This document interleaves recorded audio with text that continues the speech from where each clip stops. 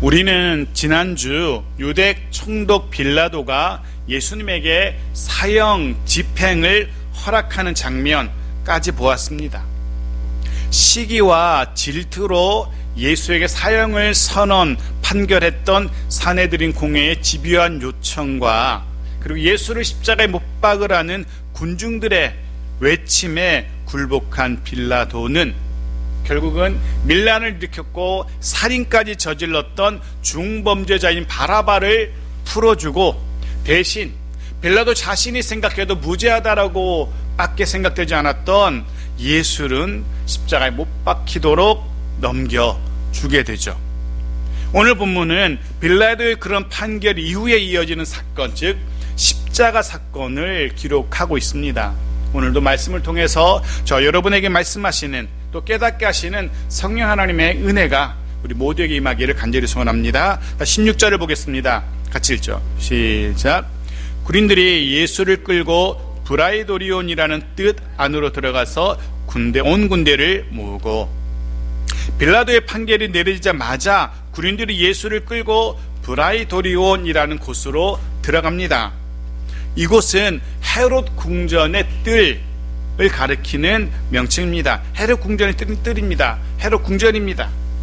누군가는 평생에 이곳에 한번 가보고 싶어서, 궁전에 들어가고 싶어서, 그 뜰에 서보고 싶어서 원하는 그런 장소였을 겁니다. 그곳에 서는 것 자체가 누군가에게는 영광스러울 수 있는, 궁전의 뜰에 선다는 것, 참 감격스럽고 영광스러운 그런 장소이죠. 하지만 예수님에게는 이제 본격적인 십자가 사건이 시작되는, 본격적인 고난이 시작되는 그런 고난의 장소입니다. 지금 아이러니하게 누구에게는 가보고 싶은, 서보고 싶은 영광스러운 자리이지만, 또 다른 누군가에게는 고난의 자리, 피하고 싶은 자리, 차마 가고 싶지 않은 자리였던 겁니다. 네, 이곳에서 사형 집행을 앞둔 예수를 향한 괴롭힘과 조롱이 본격적으로 시작됩니다. 흥미로운 것은 예수님은 이들 로마 군병들에게 순순히 끌려가시고, 모든 과정에서 우리가 또 보겠지만 십자가 사건이 일련의 모든 이어지는 과정에서 예수님은 일방적으로 당하시는 모습을 우리가 묵상하게 되어집니다. 지난 시간도 그랬습니다. 대제사장들이 신성모독으로 사형을 선언할 그때에도, 제자들이 스승인 예수를 버리고 배신하고 도망할 그때에도, 로마 총독 빌라도가 사형을 판결하는 그때에도 어느 순간 한 번도 저항하거나 적극적으로 해병하시거나 하지 않았습니다. 그저 묵묵히 다 당하십니다. 사형 판결 이후에 이어지는 모든 괴로움과 조롱의 시간도 마찬가지입니다. 그 모든 괴롭힘과 조롱을 그저 온몸으로 묵묵히 받아내시는 주님의 모습을 우리가 보게 될 겁니다. 전혀 저항하지 않으시는 그런 주님의 모습. 저자인 마가는 그렇게 우리를 위해 당하신 주님의 괴로움, 조롱당하심을 기록하면서 그를 통해서 거꾸로 주님을 위한 우리의 고난당함, 주님을 위한 우리의 핍박당함, 그것 당연히 여기고 견뎌낼 것을, 더 구체적으로는 로마 정부의 그 괴롭힘과 고난당함과 조롱을 당하고 있는 로마 성도들에게 너희를 위해서 고난당하시되 묵묵히 당하신 그 주님을 묵상하면서 너희도 그렇게 너희가 당할 고난을, 너희가 당할 조롱을 감당해내라 라고 마가는 그들에게 권면하고 있습니다. 똑같이 우리에게도 그렇게 권면하는 것 같습니다. 우리가 예수를 믿는다는 이유로, 그리스도인이라는 이유로 예수를 위해서 당하게 되는 여러 고난들, 어려움들, 그것 주님이 당하신 것 묵상하면서 버텨낼 것을, 견뎌낼 것을 우리에게 권면하고 있습니다. 바라긴 우리도 그럴 수 있기를 간절히 소원합니다. 네, 이제 본격적으로 로마의 군인들이 예수를 괴롭히고 조롱하기 시작합니다. 어떻게 괴롭히고 어떻게 조롱하는지 봅시다. 17절입니다. 같이 읽죠. 시작. 예수에게 자색 옷을 입히고 가시관을 엮어 씌우고, 먼저 자색 옷을 입힙니다. 이 자색 옷은 원래는 그냥 값비싼 옷입니다. 자색은 왕족이나 귀족이나 심지어 총독 정도는 되어야, 적어도 총독 정도는 되어야만 입을 수 있는 색깔의 옷입니다. 돈이 있다고 해서 입을 수 있는 옷도 아닙니다. 굉장한 그런 고귀함과 또한 부유함과 지체 높음을 상징하는 옷이기 때문에 돈만 많다고 해서 아무나 입을 수 있는 옷이 아닌 거죠. 이 자색 옷은. 해서 진짜 그 값비싼 옷이 아니라 아마도 색이 바랜 주홍색의 로마 군인의 그 망토, 그것이 색이 바래서 아마 이런 색으로 비슷했던 것 같습니다. 그것, 로마 군인들의 찢어지고 색이 바랜 망토를 예수님에게 입힙니다. 왜 입힙니까? 유대인의 왕이라고 조롱하기 위해서입니다. 적어도 색깔만큼은 왕족이 입는 옷처럼 입혀놓고 왕이라고 조롱하기 위해서 그것을 입히는 겁니다. 게다가 머리에도 관을 씌웁니다. 원래 머리에 씌운 이 관은 전쟁의 영웅이나 혹은 경기에서 승리한 운동선수 혹은 자랑스러운 일에서 명예로움을 가지게 된 명예로운 시민들에게 씌우던 월계관을 흉내낸 겁니다. 하지만 주님에게는, 예수님에게는 그런 월계관, 명예로운 월계관이 아니라 가시로 만든, 그래서 찔러서 고통스럽게 뾰족하고 날카롭게 생긴 가시로 만든 관이 씌워집니다. 그 가시가 머리를 찔러 피가 흐르게 됩니다. 견디기 힘든 고통을 가져다 줍니다. 그렇게 고통을 더하고 괴롭히고, 그러면서 조롱이 계속 이어집니다. 18절 말씀 보십시오. 같이 읽죠. 시작. 격려하여 이르되 유대인의 왕이여 평안할지어다 하고. 이 표현 역시 가이사 황제에게 드리던 아침의 인사말, 황제여 평안할지어다, 평안할지어다 가이사 황제여, 이런 황제를 향한 인사말을 흉내낸 거죠. 그 흉내내서 예수를 유대인의 왕이라고, 그리고 네가 유대인이라고 했던 그 말 때문에 네가 이제 죽게 되었다라고 조롱하고 있는 겁니다. 계속 봅시다. 19절까지 봅시다. 19절 같이 읽죠. 시작. 갈대로 그의 머리를 치며 침을 뱉으며 꿇어 절하더라. 갈대로 그의 머리를 칩니다. 이 갈대는 우리가 뭐 탄천변이나 이런 그런 데 볼 수 있는, 우리가 생각하는 그런 부드러운 풀이 아닙니다. 팔레스타인의 갈대는 지팡이나 막대기로도 사용할 수 있고 화살대로도 사용할 수 있는 아주 억센 왕갈대를 말합니다. 거의 몽둥이에 비슷하죠. 그것으로 머리를 내려칩니다. 당연히 엄청난 고통을 주게 됩니다. 침을 뱉으며 꿇어 절하기도 합니다. 괴롭힘과 고난, 조롱과 모욕이 이어집니다.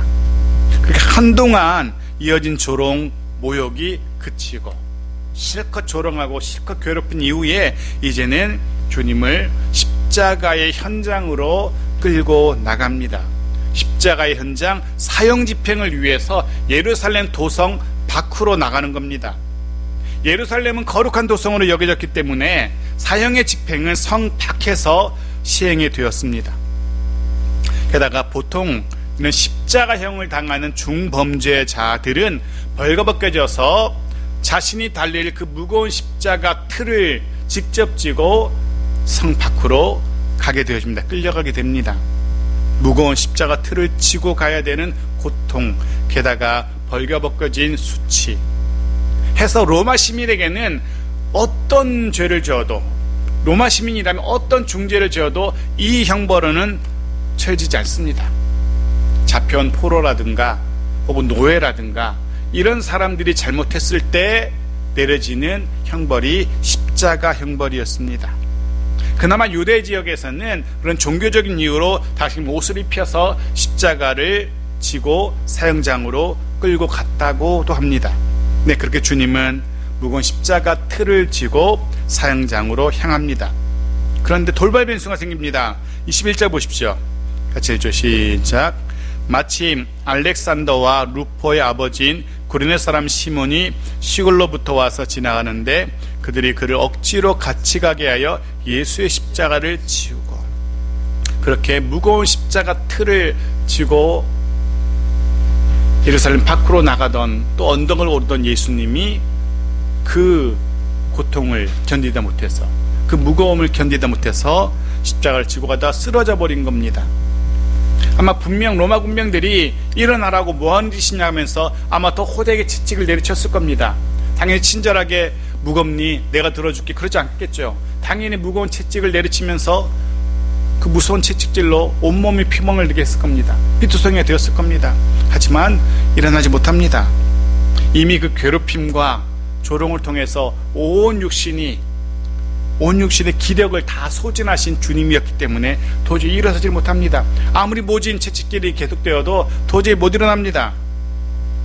결국 군병들은 마지막 수단으로 옆에 서서 구경하던 구경꾼들 중에서 한 사람을 징집하죠. 한 사람 억지로 끌고 와서 네가 져 라고 대신 지게 합니다.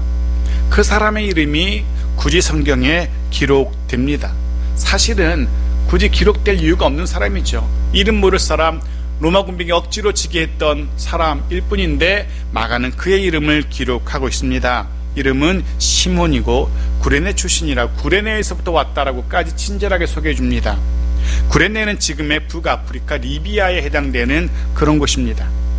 그곳 출신으로 알렉산더와 루포의 아버지라고까지 아주 친절하고 자세하게 이 사람에 대해서 설명하고 있습니다. 아마도 이 사람은 디아스포라, 아마 흩어진 유대인이었던 것 같습니다. 그래서 6월절 명절을 맞아서 예루살렘을 방문했던 것 같은데요. 그러다가 좋은 구경인 줄 알고 구경 나왔다가 이렇게 봉변을 당하고 있는 거죠. 지지 않아도 되는 그 무거운 십자가를 대신 지게 된 겁니다. 그런데 마가가 이 사람에 대해서 굳이 이렇게 친절하게 이름과 출신과 그의 아들들의 이름까지 기록한 이유가 있죠. 성경에 기록된 사람들의 이름은 다 이유가 있습니다. 굳이 기록하지 않아도 되는 사람들은 기록하지 않습니다. 마가가 이 사람을 기록한 데는 그만한 이유가 있는 거죠. 흥미로운 것은 이 사람의 이름, 또 이 사람의 아들의 이름 루포가 또 다른 성경에 등장한다는 거죠. 로마서 16장 13절에 이 아들이 등장합니다. 같이 읽어볼까요? 시작. 주 안에서 택하심을 입은 루포와 그의 어머니에게 문안하라. 그의 어머니는 곧 내 어머니니라. 로마서는 바울이 로마의 성도들에게 보낸 편지입니다. 그 편지에 또 굳이 루포라는 사람과 그의 어머니가 등장하고 있습니다. 해서 학자들은 적어도 마가가 로마의 교회와 성도들에게 마가의 복음서를 써서 보낼 그 당시, 그리고 바울이 로마의 교회와 성도들에게 로마서의 편지를 쓸 당시에 이미 알렉산더와 루포의 가족, 즉 구레네 시몬의 가족은 로마 교회에서는 다 알만한 그런 사람들이었다는 것이죠. 해서 굳이 루포의 이름을 적고 있었다라고 해석합니다. 이미 마가의 복음서가 기록될 때, 또 로마서가 기록될 때 알렉산더와 루포와 그리고 그의 아버지, 그의 어머니, 그 가족들이 이미 로마 교회에 다 알만한 사람, 성도였다는 겁니다. 물론 언제 어떻게 이 루포의 가족이, 구레네 사람 시몬의 가족이 예수를 믿게 되었는지는 전혀 알 수 없지만 학자들은 그렇게 해석합니다. 그렇게 짐작합니다. 당연히 바로 이 순간, 오늘 본문의 이 사건, 예수의 십자가를 대신 지고 그 언덕을 올랐던 그 순간이 이 알렉산더와 루포의 아버지, 그의 가족의 삶의 전환점이지 않았을까, 이 가족의 가장 중요한 전환점이 되지 않았을까라고 그렇게 추측하죠. 그 십자가를 직접 몸에 지고 그 십자가 사건을 몸으로 겪으면서 아마도 시몬은, 그의 가족들은 예수를 묵상하게 되었을 겁니다. 그의 삶을 관심 있게 되었을 겁니다. 그래서 결국은 예수를 구주로 영접했을 것이라 라고, 그 당연한 해석입니다. 해서 이렇게 말할 수 있습니다. 시몬에게 어쩌면 억지로 주게 된, 어떤 의미에서 봉변이라고도 할 수 있지만 억지로 주게 되던 이 십자가는 이전에는 경험하지 못했던 새로운 놀라운 은혜와 축복의 그런 통로가, 디딤돌이 되었다는 것. 네, 억지로 진 이 십자가는 이 알렉산더와 루포 그리고 그의 아버지 그의 가족 모두에게 또 다른 은혜와 축복의 통로가 되었다는 사실. 그래서 우리 잊지 말아야 됩니다. 때로 우리가 지고 가는 십자가, 주님의 나라를 위해서, 하나님의 영광을 위해서 우리의 어깨에 얹혀 있는 이 십자가, 우리가 살면서 지게 되는 그 십자가, 때로는 원치 않았던 십자가가 있을 수 있습니다. 하지만 분명 그 십자가는 내게 또 다른 은혜가 될 수도 있습니다. 어쩌면 때로는 어떤 일이 내게 원치 않은 십자가로 다가올 때가 있습니다. 때로는 심지어 사랑하는 가족이 내게 십자가처럼 무겁게 느껴질 때 내가 왜 이것을 감당해야 되나 라는 생각이 들 때도 있습니다. 어쩔 때는 사건이나 사고가 내게 그 무거운 십자가로 느껴질 때가 있습니다. 때로는 건강의 문제가, 내 마음의 문제가, 내가 왜 이 십자가를 져야 되나, 왜 주님 내게 이 십자가를 지게 하실까라는 그런 생각이 들 때가 있습니다. 하지만 잊지 마십시오. 어쩌면 하나님은 그 십자가를 통해서 더 크고 놀라운 은혜와 복을 준비하고 계실지도 모르겠습니다. 내 십자가는 또 다른 은혜와 복의 통로입니다. 구레네 사람 시몬의 삶이, 그의 가족의 삶이 우리에게 그것을 증명해 주고 있습니다. 그렇게 시몬과 함께 십자가형이 집행될 곳에 도착하신 주님이십니다. 자, 그곳의 이름을 22절은 이렇게 소개합니다. 같이 읽죠. 시작. 예수를 끌고 골고다라 하는 곳, 번역하면 해골의 곳에 이르러. 성경은 그곳의 이름을 골고다 해골의 곳이라고 소개합니다. 아마도 사형이 집행되는 그런 장소였기 때문에 그런 무시무시한 이름으로 불렸을 겁니다. 안 깨워도 돼. 냅둬. 그냥 얼마나 피곤하면 그러겠어. 왜 자꾸 굳이 깨우려고 그래. 냅둬. 그냥 동생이 열심히 깨우려고 그러는데 안 깨워도 됩니다. 네, 어떻게 됐죠? 네, 사형에 집행되는 장소였기 때문에 그런 해골의 곳이라는 무시무시한 이름으로 불렸을 것 같아요. 해골의 곳. 헬라어로는 크라니온이라고, 라틴어로는 우리에게 익숙한 단어가 등장하는데 칼바리아라고 불립니다. 칼바리아. 어떤 이름이 생각나십니까?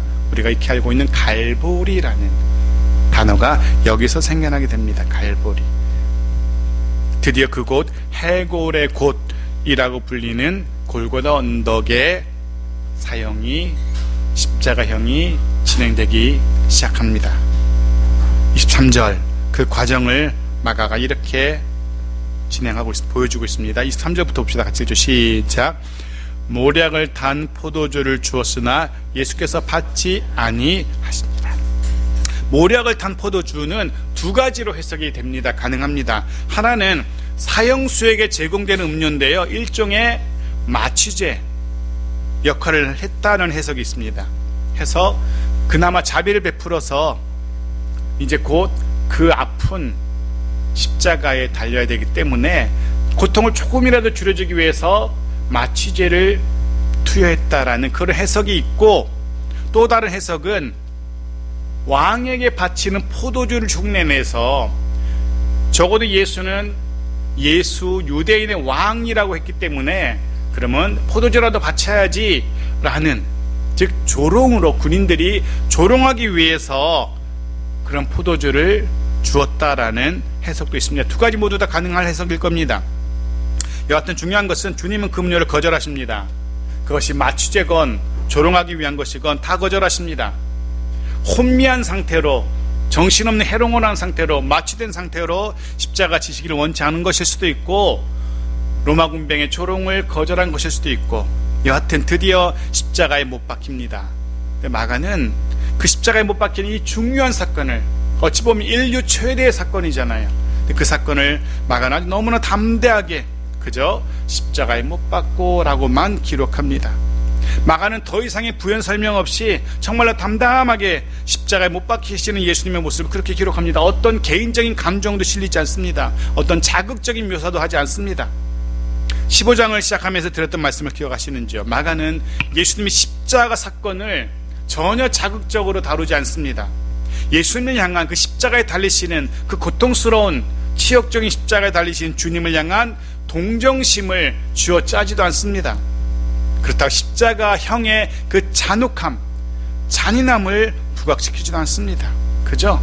십자가에 못 박고라고 담담하게 십자가를 지시고 거기 달려 돌아가시는 주님의 모습을 기록할 뿐입니다. 그런 십자가를 바라보면서 어떤 반응을 보일지, 어떤 감정을 느끼게 될지, 그 십자가에 달리신 주님을 바라보면서 어떤 생각을 하게 될지는 오직 우리 독자들의 몫으로 남겨져 있는 겁니다. 마가는 자신의 감정을 이곳에 담지 않습니다. 마가는 자신의 생각을 이곳에 담아내지 않습니다.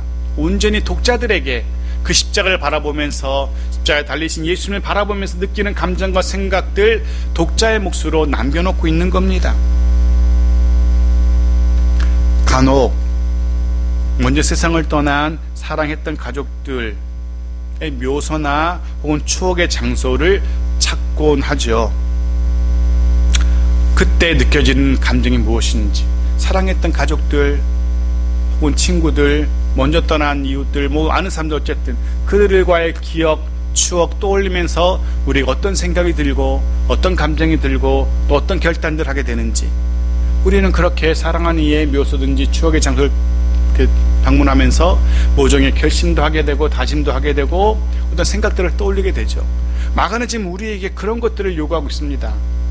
주님의 십자가를 바라보면서, 그 십자가에 달리신 예수를 바라보면서 너희는 어떤 감정이 드니, 어떤 생각이 드니, 어떤 결단을 하게 되니? 라고 마가는 저 여러분에게 묻고 있습니다. 우리는 주님의 십자가를 바라보면서 어떤 다짐을 해야 하는지, 어떤 감정을 느껴야 되는지 온전히 우리들의 몫이라고 마가는 이야기합니다. 계속 봅시다. 26절 같이 읽죠. 시작. 그 위에 있는 죄패에 유대인의 왕이라고 썼고, 죄수의 머리 위에는 그 죄목이 새겨집니다. 예수의 머리 위에도 죄패가 달립니다. 죄목이 무엇이라고요? 유대인의 왕이라고. 생각해 보십시오. 이 죄명이 맞기는 맞는 건지, 유대인의 왕이기 때문에 십자가에 달려 돌아가신다, 이게 앞뒤가 안 맞습니다. 왕인데, 유대인의 왕인데 왜 십자가형을 당해야 되는지, 왕이라면 절대 이렇게 죽지 않을 겁니다. 감히 누가 왕을 모욕하고 조롱하고 괴롭히고 십자가에 매달 수 있겠습니까? 네, 십자가형과 그 위에 달린 유대인의 왕이라는 죄패는 앞뒤가 맞지 않아 보입니다. 죄수이기 때문에, 죄인이기 때문에 십자가에 달리신 겁니다. 근데 죄명은 유대인의 왕이라니. 물론 여러 가지 것들을 생각할 수 있습니다. 하지만 그 중에 하나, 분명한 사실 중에 하나는 예수 그리스도는 유대인의 왕이라는 사실, 또 열방의 왕이라는 사실, 앞전의 본문에서 우리가 다룬 것처럼 우리들 모두뿐 아니라, 저와 여러분뿐 아니라 온 천한 만물을 다스리시는 왕이신 예수님이심을 성경은 또한 우리에게 보여줍니다. 그래서 만왕의 왕이신 예수님 앞에 엎드려 경배해야 되는 우리들입니다. 해서 우리는 그 주님의 다스리심에 순복해야 되는 우리들일 겁니다. 계속 봅시다. 27절입니다. 같이 읽죠. 시작. 강도 둘을 예수와 함께 십자가에 못 박으니 하나는 그의 우편에 하나는 좌편에 있더라. 네, 좌우에도 죄인 둘이 십자가에 달렸는데 그들의 죄패에는 강도라고 분명하게 쓰여져 있었던 것 같습니다. 강도 둘이 예수님의 좌우편 우편에 십자가에 못 박혀 있었다라고 마가는 전합니다.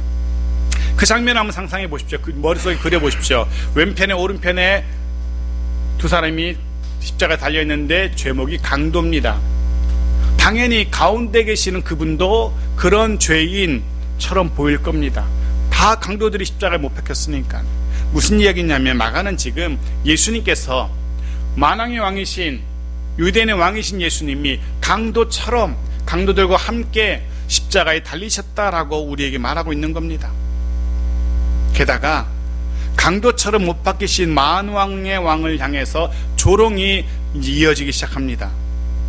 우리는 이미 로마 군병들의 조롱을 보았죠. 29절부터는 또 다른 조롱들이 막 이어집니다. 29절 보십시오. 같이 읽을까요? 시작.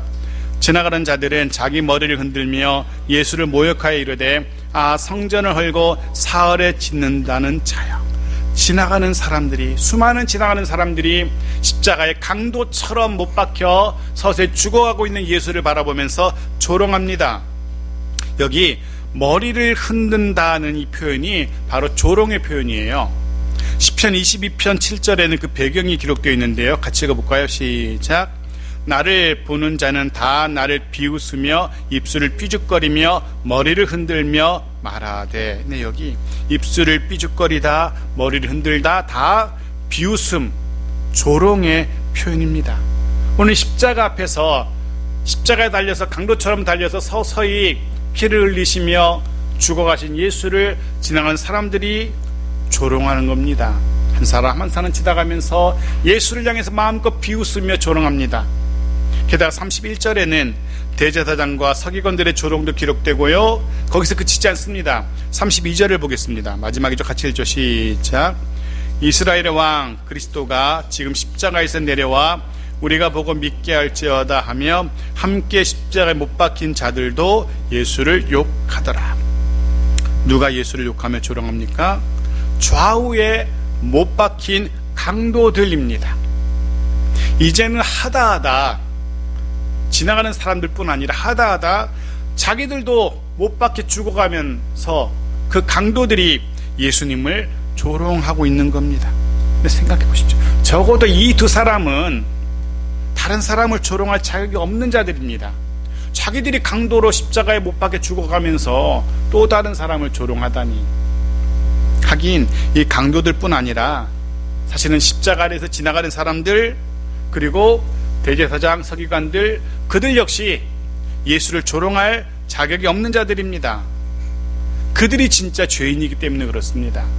그들이 진짜 죄인이죠. 감히 만왕의 왕이신 예수를 향해서 사형을 언도하고 조롱하고 말 그대로 신성모독을 서슴지 않았던 그들입니다. 게다가 그들은 한 목소리로 이렇게 말합니다. 십자가에서 내려와 봐. 스스로를 한번 구원해 봐. 그러면 내가 너를 믿을게. 보여줘봐. 그 십자가에서 내려와서 네가 정말 하나님의 아들이라는 것 보여줘봐. 그러면 네가 그리스도라는 사실, 메시아라는 사실 인정하고 믿어줄게 라고 한결같이 말합니다.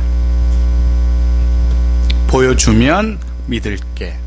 사실은 믿지 않는 세상 사람들이 늘 하는 얘기죠. 보여줘봐라. 예수님이 어디 계신지, 정말 예수님이 예수님인지 보여줘봐. 그러면 믿을게. 하지만 우리는 알고 있습니다. 믿음은 그렇게 생겨나는 게 아닙니다. 믿음은 눈에 보이는 것들을 대상으로 하지 않습니다. 눈에 보이는 것 보고 알게 되는 것, 그건 믿음이 아니라 지식이죠. 그거는. 믿음은 그런 게 아닙니다. 믿음은 무엇이라고 말합니까? 11장 1절, 히브리서에서 11장 1절에서 이렇게 말합니다. 같이 읽죠. 시작. 믿음은 바라는 것들의 실상이요 보이지 않는 것들의 증거니. 좀 더 쉬운 성경은 이렇게 기록합니다. 그 밑에 같이 읽죠. 시작. 믿음은 우리가 바라는 것들에 대해서 확신하는 것입니다. 또 보이지는 않지만 그것이 사실임을 아는 것입니다. 이게 중요합니다. 보이지는 않지만 그것이 사실임을 아는 것, 확신하는 것, 그게 믿음입니다. 믿음은 지금은 우리의 육신의 눈에는 보이지 않지만, 내 손에 잡히지는 않지만 그것을 사실로 반드시 일어날 일로 확신하는 것, 그게 믿음입니다. 눈에 보여줘, 그럼 믿겠다? 그거 아닙니다. 순서가 바뀐 거죠. 믿으면 보일 겁니다. 믿으면 보이는 것들이 있습니다. 믿으면 그때서야 알게 되는 것이 있습니다. 예수 그리스도가 하나님의 아들이시라는 사실, 그건 역시 믿으면 알게 되고 믿으면 보이게 될 겁니다. 사랑하는 성도 여러분, 우리의 육신의 눈에는 보이지 않지만, 아직 무엇 하나 선명하게 내 손에 잡히는 건 없지만, 믿음이라는 또 다른 안경, 눈을 통해서 더 많은 것들을, 더 복되고 은혜로운 것들을 볼 수 있고 알 수 있는 그런 저와 여러분들이기를 축복합니다. 그 믿음 안에서 더 많은 것들을 보게 되고 알게 되는, 해서 더 풍성하고 더 복된 삶을 살아가게 되는 우리들 모두이기를 축복합니다. 말씀 정리합니다. 우리는 오늘 고난당하시고 십자가에 달리시는 주님을, 모두에게 조롱당하시고 십자가에 못 박히시는 주님의 모습을 보았습니다. 사랑하는 성도 여러분, 또 한 주간 이 시작된 12월 날 위해, 우리를 위해서, 우리가 뭐라고, 그런 우리를 위해서 묵묵히 고난당하시고 십자가까지 치신 주님을 묵상하는 그런 시간들이기를 소원합니다. 세상 모두로부터 외면당하신 주님을 묵상하는 그런 시간이기를, 날 위해 기꺼이 조롱당하시고 고난당하시고 십자가 지신 주님을 묵상하는 우리들에게 바랍니다. 그리고 바라기는, 우리도, 저와 여러분도 묵묵히 저마다의 자신의 십자가를 지고 믿음으로 살아가는 그런 한 주간이기를 소원합니다. 그리고 정말 바라기는, 그를 통해서 이전보다 더 크고 놀라운 주님의 은혜와 사랑을 깨닫게 되기를, 정말로 복된 한 주간의 우리들 모두의 삶이기를, 정말 풍성하고 은혜 가득한 저와 여러분의 삶이기를 주의 이름으로 축복합니다. 아멘.